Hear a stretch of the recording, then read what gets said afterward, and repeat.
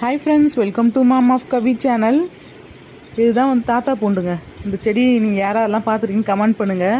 இது எதுக்கு யூஸ் பண்ணுறீங்கன்னு கமெண்ட் பண்ணுங்கள். இது வந்து நம்மளுக்கு வந்து மருத்துவ குணம் வாய்ந்த செடி.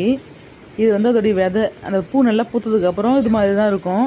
இது வந்து நம்ம சாமந்தி செடியில் இருக்கும்ல, அது மாதிரி இருக்குது பாருங்கள்.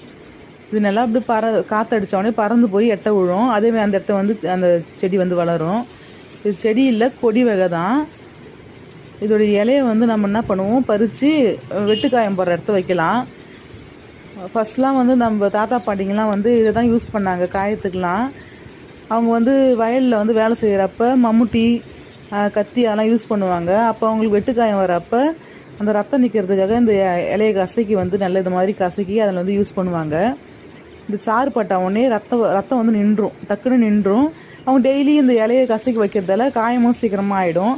நம்ம இப்போலாம் என்ன பண்ணுறோம், ஹாஸ்பிட்டல் போயிட்டு அந்த காயத்துக்கு வந்து நம்ம வந்து நிறைய ட்ரீட்மெண்ட் கொடுக்குறோம். ஆனால் அவங்க வந்து ரெகுலராக வந்து இந்த மாதிரி வெட்டுக்காயம் படுறப்போ அவங்களுக்கு வேறு ஏதாச்சும் காயம் வந்தாலும் இந்த இலையை தான் யூஸ் பண்ணுவாங்க.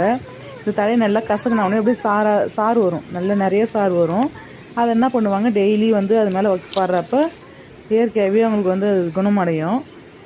நிறைய பேருக்கு வந்து இது வந்து அந்த வெட்டுக்காயத்துக்கு யூஸ் பண்ணுறதுன்னு தெரியாது. யாராருக்கெல்லாம் தெரியும் இந்த மருந்து யூஸ் பண்ணிக்கிறீங்கன்னு நீங்கள் கமெண்ட் பண்ணுங்கள்.